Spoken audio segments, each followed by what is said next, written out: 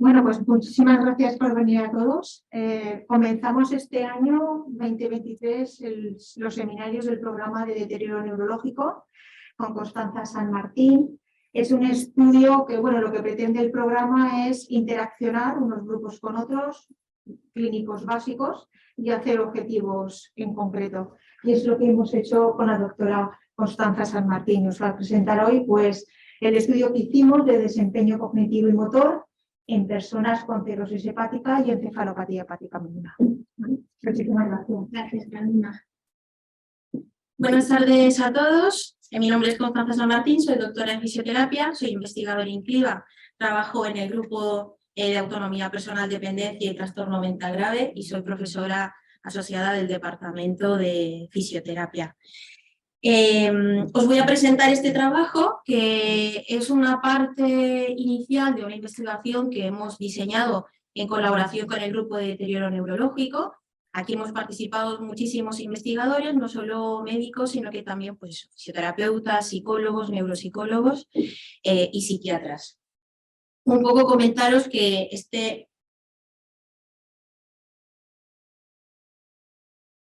Ya está grabando el vídeo, vale.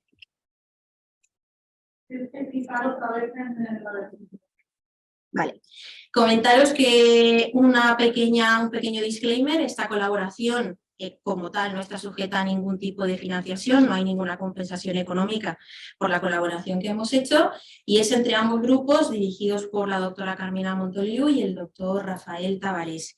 Un poco para que sepáis dónde estamos nosotros, somos un grupo que tiene distintas herramientas para la evaluación funcional integral. Es decir, además de la propia evaluación cognitiva y mental de los participantes de los distintos estudios, tenemos instrumentos de evaluación objetiva o instrumentos de evaluación biomecánica que nos permiten objetivar el desempeño motor en los distintos participantes, que es lo que ha impulsado esta colaboración. Como os comentaba, esta primera parte, nosotros ya tenemos un artículo publicado de lo que os voy a comentar en esta revista, en la Journal of Clinical Medicine. Podéis mirarlo con mayor profundidad si queréis allí. Y esta presentación tendrá la siguiente estructura: una pequeña introducción, materiales y métodos, resultados, conclusiones, y al final queremos comentaros los pasos siguientes que queremos dar en esta misma línea de investigación, y al final de la presentación, si queréis hacerme llegar vuestras observaciones o comentarios de retroalimentación de las distintas profesiones que estamos aquí, os lo agradeceré.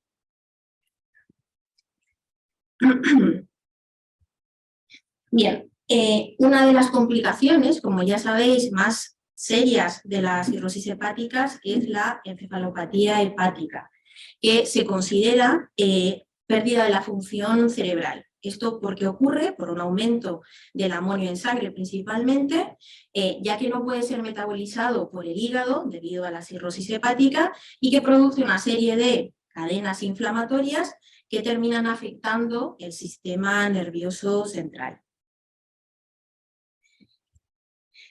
Al mismo tiempo, la cirrosis hepática también está asociada a la fragilidad y entiéndase en este contexto como el síndrome clínico de deterioro físico. No sé si estáis familiarizados con este concepto, pero en clínica nosotros determinamos o decimos que una persona tiene fragilidad física o motora a través de estos signos, cinco signos, que son pérdida de peso de manera involuntaria, autopercepción de fatiga, una disminución anormal de la velocidad de marcha, una disminución también de la fuerza de agarre, es decir, de la fuerza de la mano en tareas que impliquen el empuñamiento, una disminución de las actividades físicas de la vida diaria. Estos cinco signos no deben entenderse como una colección de signos y ya está, sino que como una colección de indicadores que están demostrando que están ocurriendo procesos subyacentes de deterioro de múltiples sistemas. No sé si me explico. Asociados a estos signos están las siguientes características. Por una parte, la pérdida, el aumento de la sarcopenia o pérdida de masa muscular, malnutrición, caídas, fracturas, las consecuentes hospitalizaciones, recuperación limitada y pérdida de la calidad de vida y muerte. Nosotros podemos ver que este síndrome de fragilidad motora está asociado o ha podido observarse en distintas patologías y en este caso pues es una más, ¿no? En el caso de la cirrosis.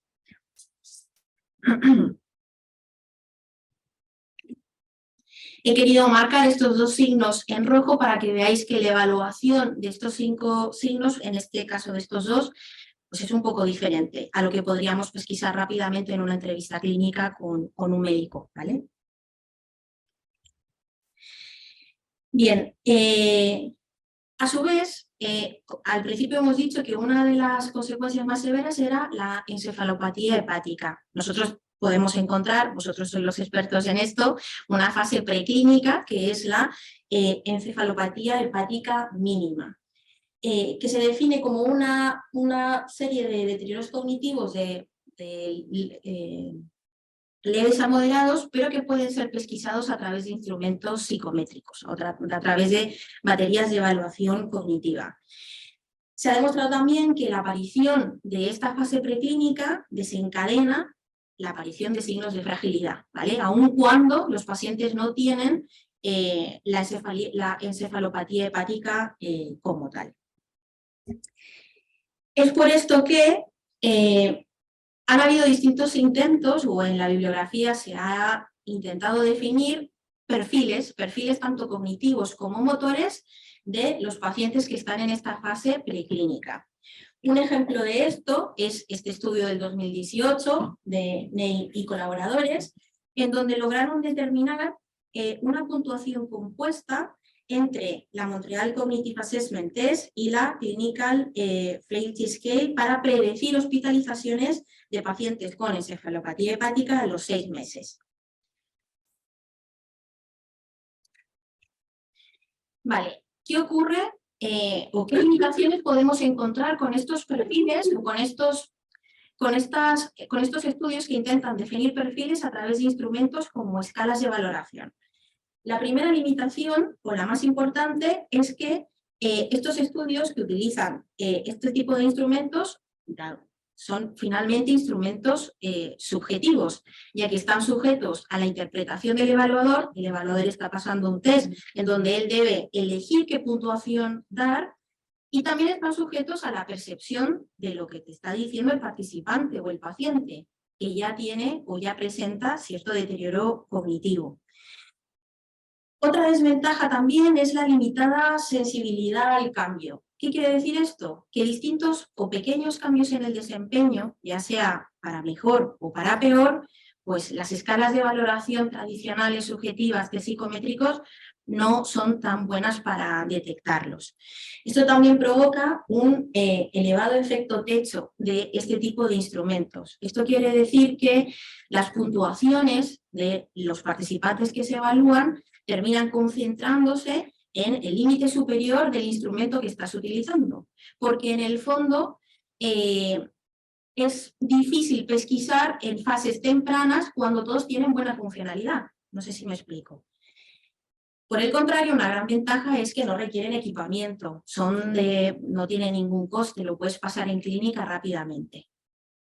Por otra parte, tenemos las metodologías de evaluación instrumentada o metodologías de evaluación objetiva, en donde el valorador no está interpretando nada, simplemente está utilizando una técnica en donde está midiendo un resultado. Os pongo un ejemplo de mi campo, por ejemplo, una plataforma dinamométrica o unas fotocélulas en donde yo estoy midiendo velocidad de marcha. Yo no tengo que observar la velocidad, yo la mido y obtengo un resultado. Las ventajas de este tipo de técnicas es que tienen gran sensibilidad al cambio. Si yo tengo pacientes que están en una fase preclínica, pero que tienen una alta capacidad funcional, con un tipo de esta técnica, yo podré delimitar si la velocidad de marcha, por ejemplo, es 1,01 metros por segundo o es 1,03 o 1,05. Estos pequeños cambios los puedo determinar. Tienen un efecto solo importante, lo contrario a las otras técnicas, es decir, los pacientes necesitan cierto nivel de funcionalidad para poder desarrollar el protocolo de valoración que se pretende hacer. Y la otra desventaja es que requieren grandes equipamientos, como lo que os mostraba en la fotografía al inicio, de personal especializado y capacitado en la evaluación de este tipo de técnicas, en la extracción de datos con este tipo de técnicas, el pretratamiento de datos desde que mides hasta que haces un análisis estadístico es largo, en fin, que requiere más tecnologías y métodos y personal. Sin embargo, en la bibliografía, al momento en el que hicimos este trabajo, ya habían ciertas características de cómo era el desempeño motor de pacientes con encefalopatía hepática y encefalopatía hepática mínima a través de técnicas instrumentales o de valoración biomecánica.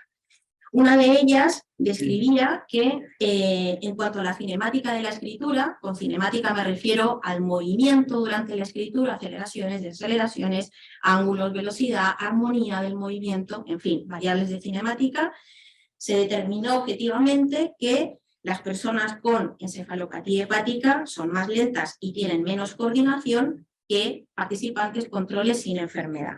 Por otra parte, también se determinó que hay una mayor alteración del equilibrio en condiciones desafiantes de medida en personas con encefalopatía hepática que con encefalopatía hepática mínima. Y por último, que existía una correlación entre alteraciones del equilibrio con la coordinación y la atención, ¿vale? Por lo tanto, ¿qué nos planteamos nosotros con esta primera fase del estudio? El primer objetivo fue identificar diferencias cognitivas y físicas en pacientes con enfermedad hepática con y sin encefalopatía hepática mínima, utilizando herramientas objetivas de evaluación. Ya habíamos visto que en la bibliografía existía una clara diferenciación entre un perfil y otro, entre la fase preclínica y la encefalopatía hepática. Queríamos ver si en realidad había un perfil que definir entre pacientes con daño hepático sin la expresión del deterioro cognitivo. Y por otra parte, como objetivo secundario, encontrar correlaciones potenciales entre los signos motores y cognitivos en ambos grupos de pacientes. La hipótesis que nosotros nos planteamos fue que efectivamente creemos que que las personas con encefalopatía hepática mínima presentan un peor deterioro físico y cognitivo que las personas con enfermedad hepática sin signos de deterioro cognitivo, y que estas alteraciones cognitivas y físicas sí que están correlacionadas. Entonces, se diseñó un estudio de corte transversal con un diseño de muestreo por conveniencia, en donde se pidió la participación voluntaria de personas con cirrosis crónica. El tamaño muestral del estudio en esta primera parte fue de 66 personas con cirrosis hepáticas provenientes del Hospital Clínico Universitario y del Hospital Arnau de Vilanova, con el diagnóstico ya hecho. Los criterios de participación fueron enfermedad hepática crónica, marcha independiente sin asistencia técnica. Esto quiere decir que el paciente fuese capaz de caminar sin bastones o muletas o sin el apoyo de algún acompañante, medicación estable y mayores de 18 años. Por otra parte, se excluyó la participación de personas con antecedentes claros de encefalopatía hepática, y ya no estaban en esta fase preclínica, sino más avanzada, ingesta de alcohol reciente inferior a 6 meses, antecedentes de abuso de drogas, diagnóstico neurológico traumatológico secundario. Con esto me refiero, por ejemplo, a pacientes que habían tenido un ictus años atrás, o pacientes que habían pasado por un accidente de tráfico o alguna cirugía de miembros inferiores que afectara el desempeño motor que se iba a evaluar. Y otras enfermedades crónicas sin tratamiento o control. Pongo un ejemplo para que quede más claro. Pacientes que tienen alteración de la visión sin la corrección de gafas o lentillas, que puede afectar, por ejemplo, el equilibrio, que fue una de las cosas que íbamos a medir. Entonces, es bien ajustada la muestra que podemos determinar si quieres efectivamente ver que el desempeño motor que vas a medir sea producto de la patología en sí misma y no de otras cuestiones. Bien, una vez se pidió la participación de personas, se clasificaron entre los participantes con encefalopatía hepática mínima y sin EHM, a través de la batería PES, el Psychometric Hepatic Encephalopathy Score. Esta batería, vosotros sois expertos en esto, me sale mal repetirlo, pero de cara a las personas que no están familiarizadas, Es una batería que consta de 5 test de desempeño cognitivo, en donde 2 son de atención y 3 de coordinación, si no mal recuerdo. Son estos que están ahí: Number Connection Test A, Number Connection B, Serial Dotting Test, Line Tracing y Digit Sample.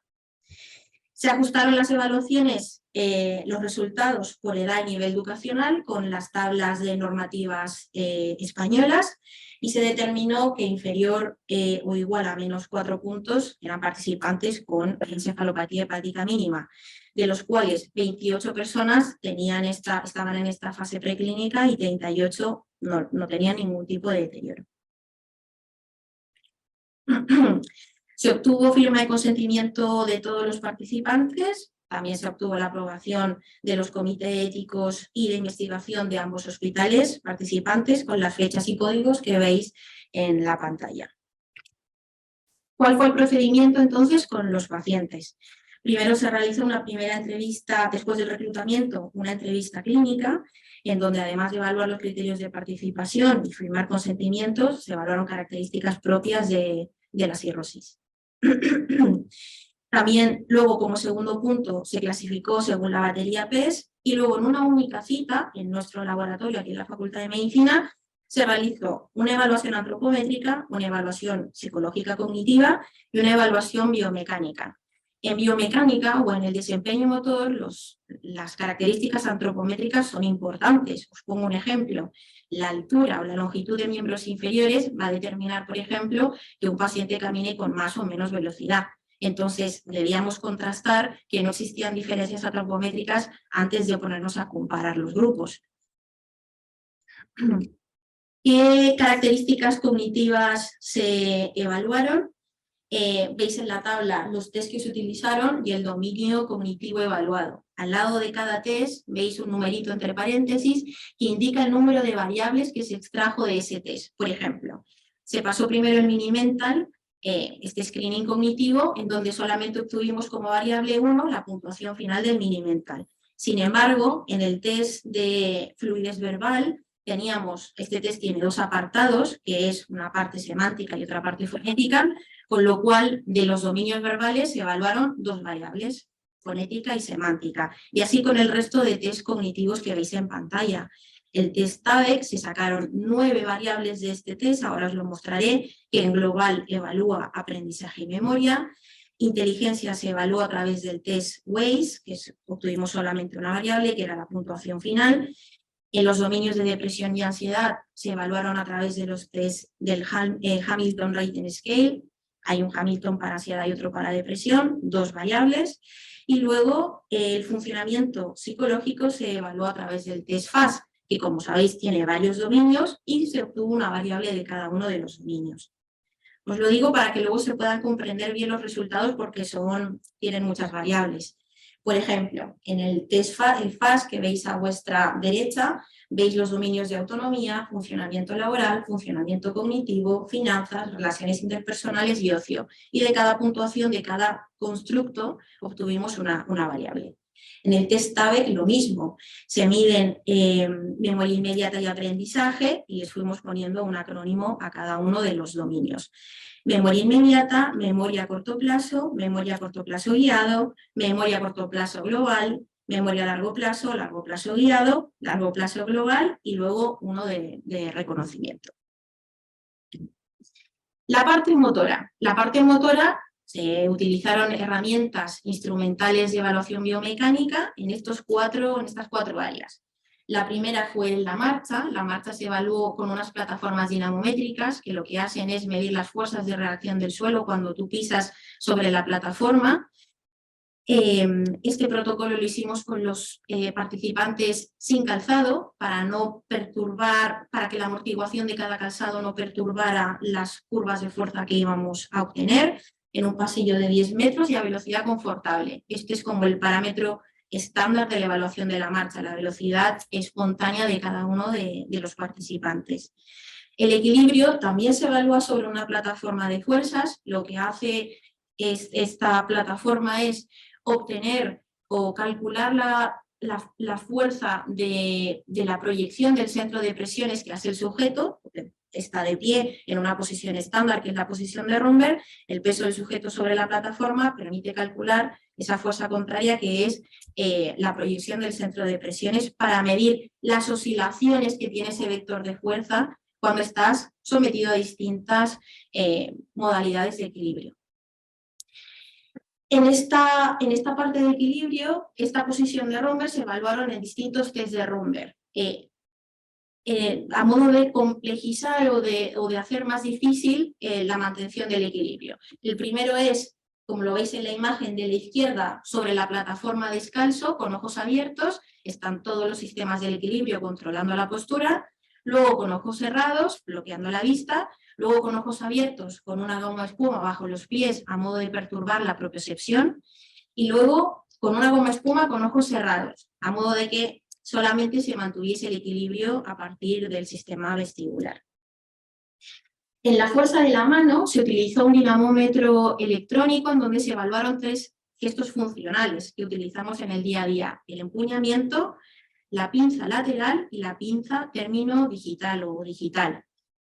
Y luego, en la parte de velocidad motora, se utilizó un sistema que utiliza como protocolo el finger tapping test. El sujeto mete ambas manos dentro de una caja que tiene unos botones y con el dedo índice debe presionar tan rápido como pueda ese botón durante 1 minuto.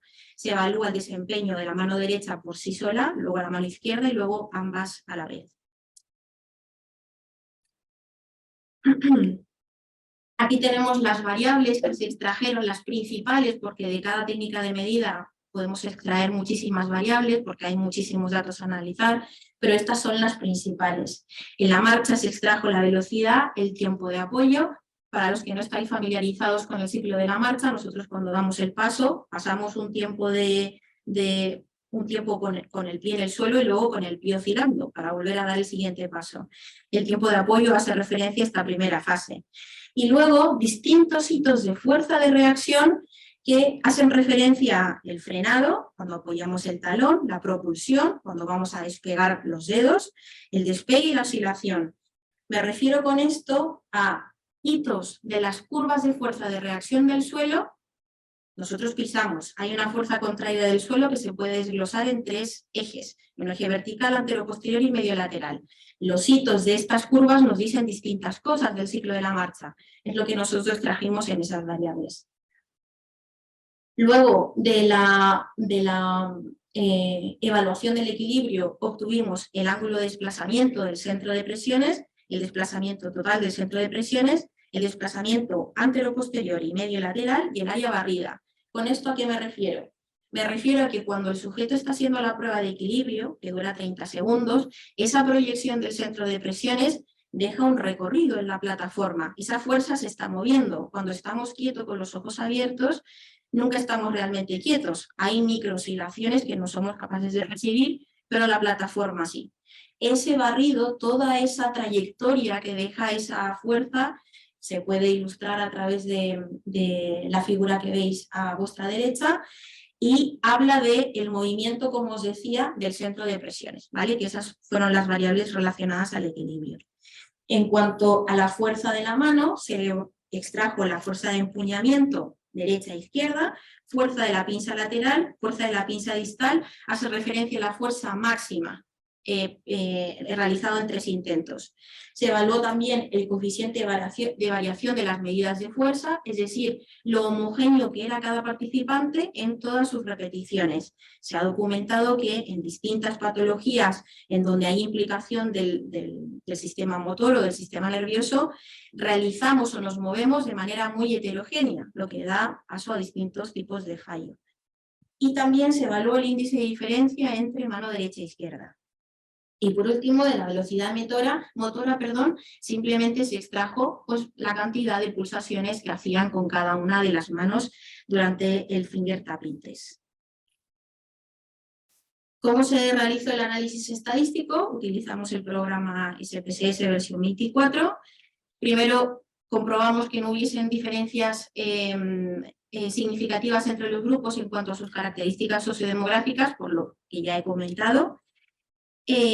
Luego de esto, para analizar el efecto del factor grupo, hicimos un análisis de varianza-multivarianza con un factor o variable independiente entre sujeto, que era tener o no tener encefalopatía hepática mínima. Las diferencias a posteriori o por pares de medidas se evaluaron con los test de Bonferroni y las diferencias fueron declaradas significativas cuando la significación era inferior a 0,05. Por otra parte, para atender el objetivo secundario, se realizó el test de correlación de Pearson para analizar la correlación entre variables cognitivas y motoras en cada uno de los grupos, en cada uno por separado.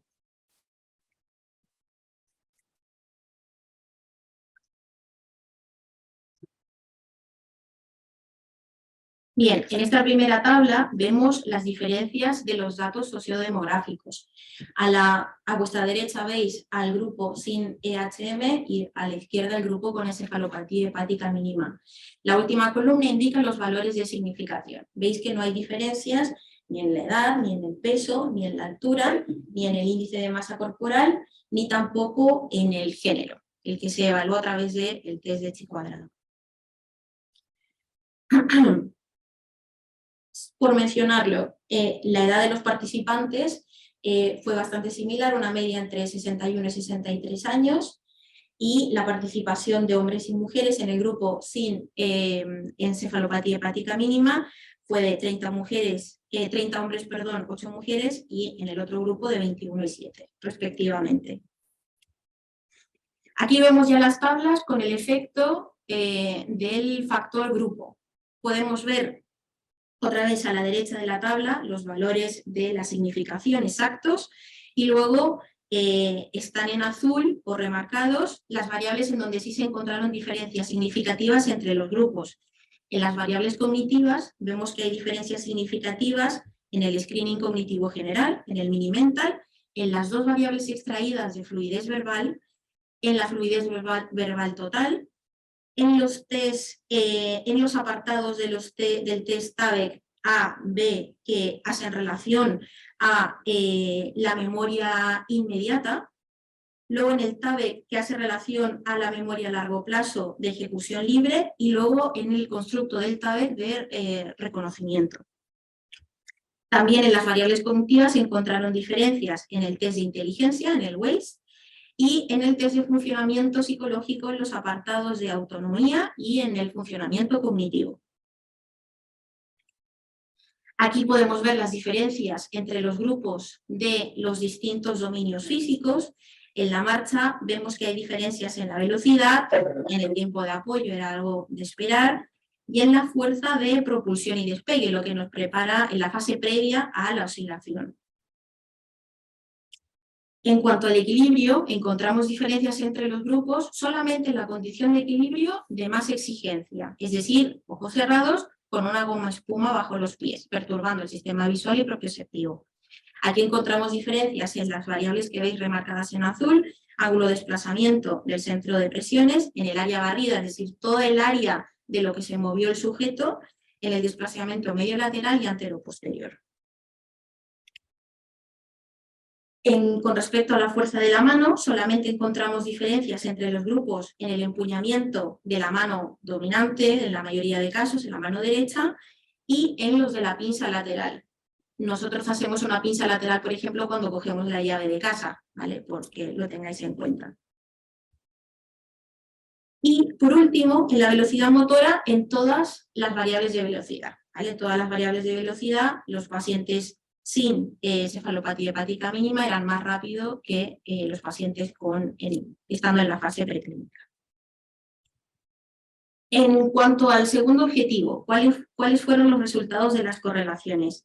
Podéis ver en las líneas negras los pacientes con encefalopatía hepática mínima y en las grises las correlaciones de los pacientes sin encefalopatía hepática mínima.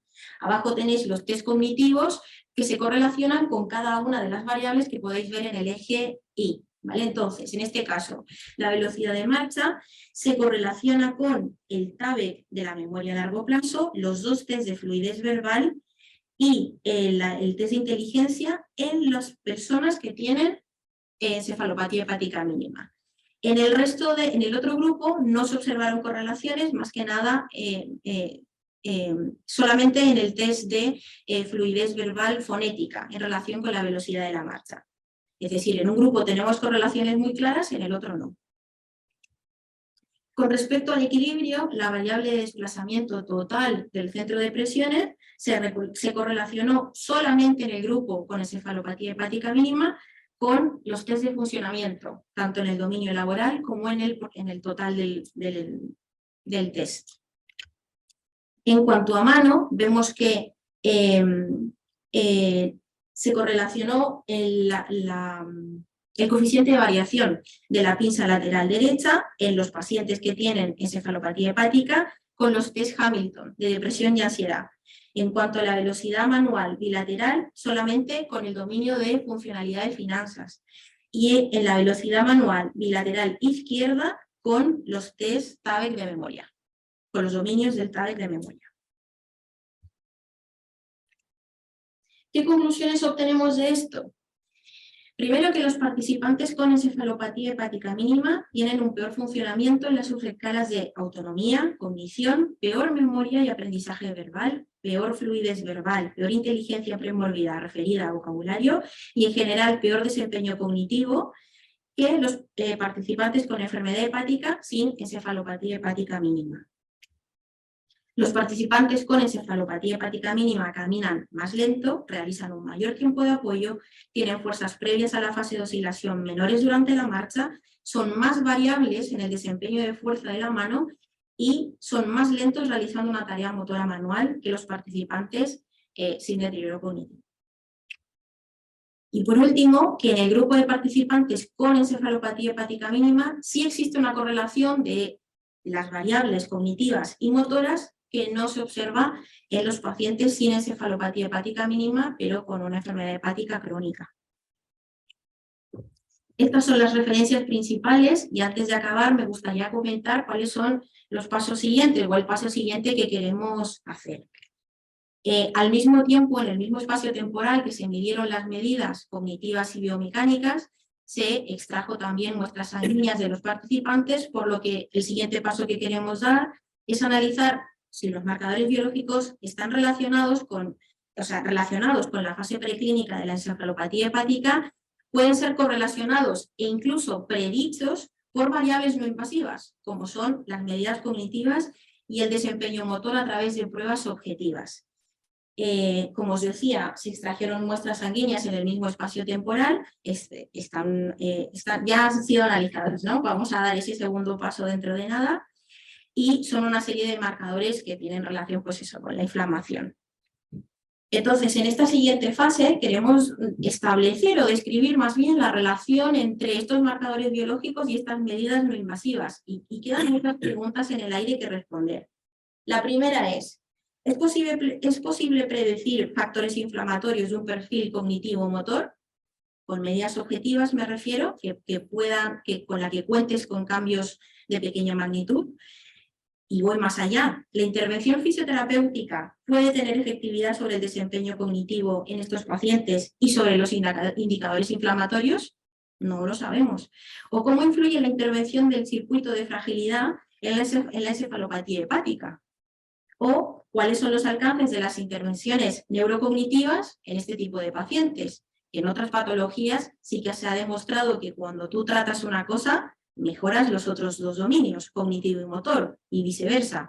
Cuando tratas dominios motores, sí que mejoras parámetros cognitivos y motores. Una explicación plausible de esta relación es que cuando nosotros hacemos actividades motoras complejas, utilizamos no solamente cortezas motoras para poder ejecutar ese movimiento, sino que también cortezas o áreas en donde están la planificación, el multitasking, regiones prefrontales. Gracias por vuestra atención.